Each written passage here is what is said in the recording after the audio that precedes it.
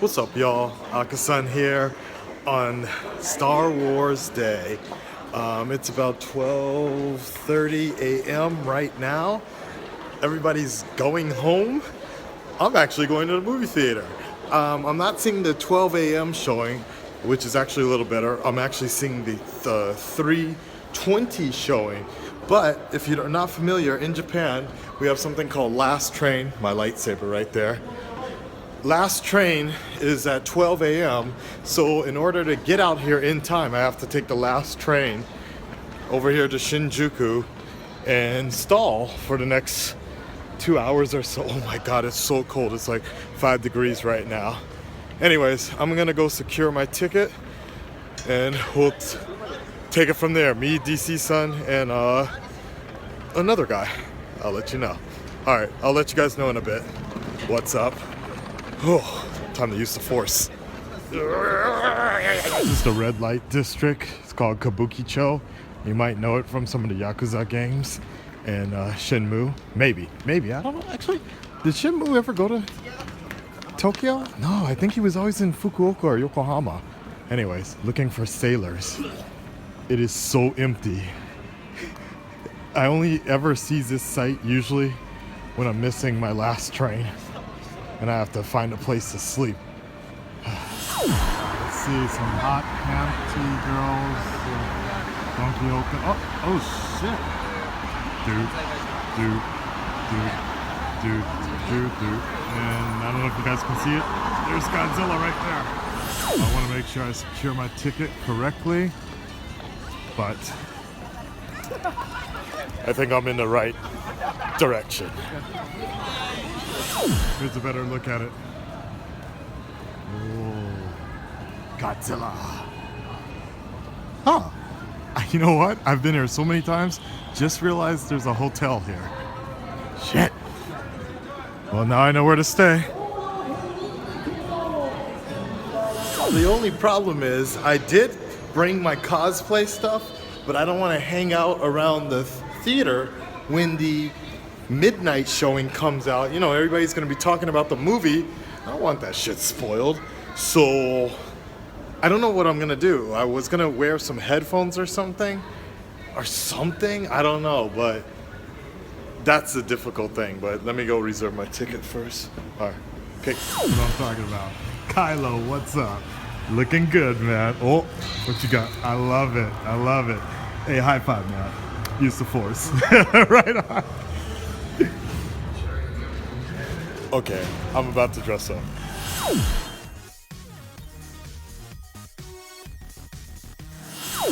This shit is crazy. I've never seen this before. All these 3 a.m. showings, and it's all Star Wars. And it's all in English, actually, which is even cooler. That's crazy. Ooh. Only Tokyo, baby, only Tokyo.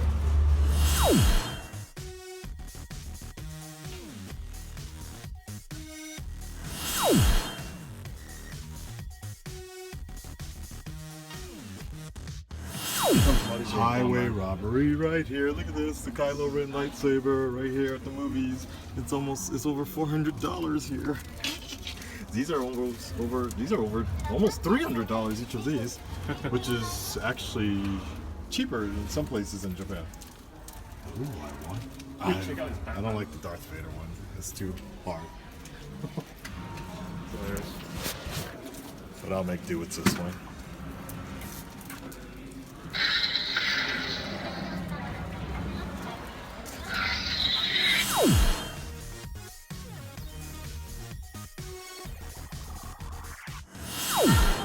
Okay, so the 12 o'clock showing is letting out right now. They're all leaving. Actually, you guys missed the main crowd here. Some of them come.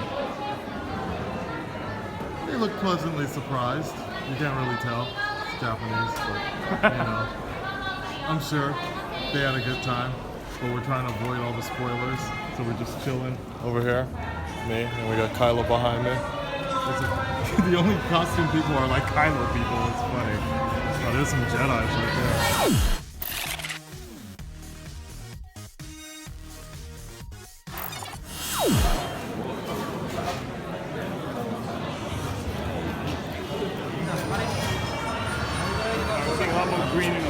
사 라이트세이버 나온다. 자, 요거다 지금.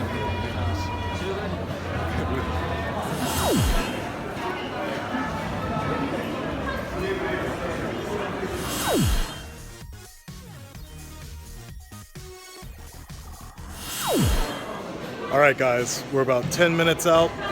This is it. This is the moment we've all been waiting for. The movie is about to begin. I'm sure it's going to be epic by all means. I don't really have any other expectations other than it to be great. So I'll see you guys on the other side, baby. Star Wars, The Last Jedi.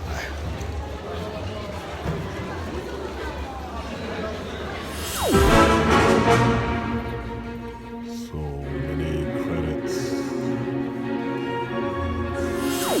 All right, so it's 6 a.m. Me and Dante. We're tired. We're really tired. Really tired. I haven't had any sleep. I basically worked all day and then came in a bit early because I thought I'd actually miss him because of the crowd, and was able to come up in time to see the movie with him. What'd you think? I liked it. I'm not sure if I loved it. It might have a lot to do with the time zone. I'm seeing it, yeah. Seeing it 6 a.m. in the morning, but 3 and finishing it. But I think I liked it. No, I definitely liked it, but I need to think about the story to see it. Like, I need to see it again in terms, because this was there's definitely some things that happened that didn't happen in any Star Wars, which of course we're expecting that, but we kind of mean a bit more than that, like survival in deep space. Thank you, Kylos. My Kylo squad and cosplay squad are saying goodbye. They're also the same members that I usually have the lightsaber practice classes with. No, but what I want to say is that... that's the one that, the guy in the front, he's the one that built my saber. Cool. The one with the glasses. Cool, I need one too. Excuse me. I need a new one. What I want to say about the movie is that what I liked about it is the fact that it was completely different than the other Star Wars movies. Yes. It wasn't repeating anything, but it also takes like an adjustment. Soft nods. Soft nods, which was great because it didn't feel overdone or like, oh, hey, you had that in this movie. So right, you have exactly. to do that, and I agree then about that. Double that up. I agree about that, but there were a lot of what do you call those things where you're caught by surprise? Like a lot of surprises. Spins. No. Twists. There are a lot of There are a lot of twists in this movie, and that's what I liked. Cinematically, there were shots that I thought were a little overdone.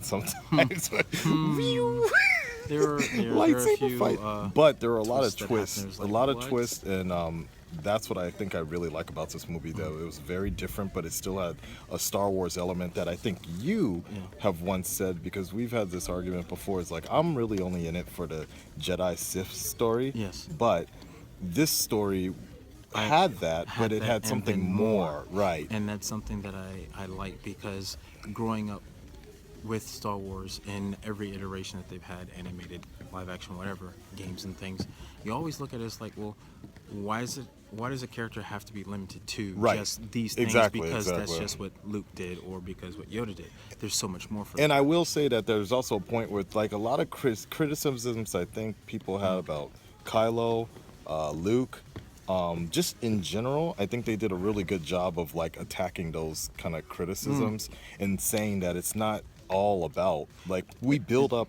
They did a really good job of saying how, we tend to build up Luke as the best Jedi ever. Yeah. But the movie points out exactly that point, and how sometimes you shouldn't really believe in that all the time. That, and sometimes your idols don't really live up to your expectations. Which I thought that was pretty cool, but I think a lot of hardcore fans might get pissed off about some of the turns. They're gonna get pissed off, and they're gonna have to watch it several times because of some of the dialogue that's used in it. Because even a specific character, is spoilers okay?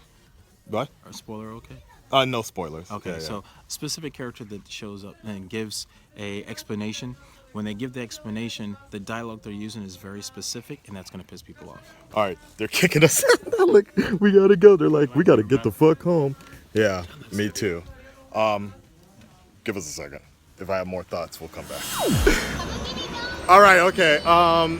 So there's The movie, no, you know, now that 5 more minutes have gone by, I'm digging the movie just because of how different it was trying to be by not reinventing a wheel, which is something that a lot of people had a problem with The Force Awakens, that it was the same as A New Hope. I can't really put this movie in any other category of it trying to be like anything else. I think it was its own thing. I can put it in the same category. Don't say Rebels. I know you're no. I can put it in the same category as Empire Strikes Back because of the tone of the movie. Yeah, I do agree with that. I do like that's interesting. It's interesting you say that. Yeah. Take it in that direction and then take it in a completely different direction. It's interesting you say that because I was kind of feeling the same way, because I was like, this story doesn't really feel like its own story, but it's connected. But many times in the movie, I kept on feeling like they're gonna roll the credits, like they're gonna hit the because something so right. traumatic or like big they were would just going to happen, end it on a gonna fucking cliffhanger, and it was going to piss off people for 2 years. But luckily, we got a good ending on it, and that's interesting. It does end very similar to The Empire Strikes Back, where in terms of answering questions and bringing new ones, and now give you the now what? Yeah, there you go. That's a better way. Well, now what? Yeah, if I said the word I was thinking about saying, it would have been a spoiler. So, yeah, but that's basically it. Yeah, I agree with you on that one. I definitely recommend it. I think Star Wars fans will really enjoy it. Definitely. If you don't have an IMAX that you usually watch and trust, then see it in normal 2D. I'm not coming back to quality. I'm not coming back to Shinjuku IMAX. As much as I like coming here for other movies, I don't know why. And its eventual convenience. I don't know why, because I've seen Spider-Man Homecoming looked really clean. I will say that I don't think it's the IMAX theater itself, it's how the movie is shot. Okay. Because different cameras give different okay, fair enough. But see, ratios. that's the thing, because Rian Johnson, right, directed this. Godzilla, right? Rian Johnson, yeah. Hey, Godzilla, right? Yeah. So that's the thing. Godzilla was shot really high quality, and didn't he do? But you're also dealing. Wait, Godzilla, Rogue One. You didn't have to have. Who did Rogue One? Garth Edwards. Sorry. Yes. Wait, Garth Edwards did Godzilla. Yeah, but looking at that, you're dealing with. Rian Johnson did Looper. Looper. Yeah. Okay, so never mind. That's might be the thing. The camera quality just wasn't as high as I was expecting, especially after watching The Force Awakens right now on Blu-ray like hours ago. Oh, that's right. It's you did that so too? clean. Yeah. It's so clean, and J.J. Abrams, it's so polished. This one didn't really feel like as polished, especially certain scenes. It felt like they used CG. Right. It would have been right. Some aspects. I'm not gonna ruin it, but there are scenes where you're like, damn, I wish they kind of went old school on this instead. Yeah. Because I was just like, what the fuck is up? It was kind of funny. But anyways, that's it, guys. I gotta hit up Stardust here, and I'll put up a spoiler review. Let me rest first, and if I can, within the next day or so, I want to go in with a fresh mind. I'll be rewatching it on next Thursday after our Christmas party, the day after our Christmas party. We should go. Yeah, I'll invite you. Yeah, I'll come with you. All right. I enjoyed it because it's one of those movies where once I watch a movie, of course I enjoy it. Second or third time I go back to watch it, look for things I've missed. True. I feel like I missed something in 3 scenes specifically, which I get to in the next review. That's true. That's very true, because there are scenes but there are times that when I was kind of shaking my head at the audacity of certain characters, but it was enough that I was just like, this is still a good movie, so definitely check it out. I would definitely recommend going to watch it. Yeah, that's... I enjoyed it. If you can, 4DX, actually. I don't recommend it that often, but there are enough... Force Awakens in 4DX. Well, there's enough fight scenes and enough action going around. Spaceship scenes, that you're gonna really feel it. So, there you go. All right, guys, we're out of here. Keep it super, and may the Force be with you always. Always. Peace, guys. Look at all these people going to work. My black ass is going to sleep.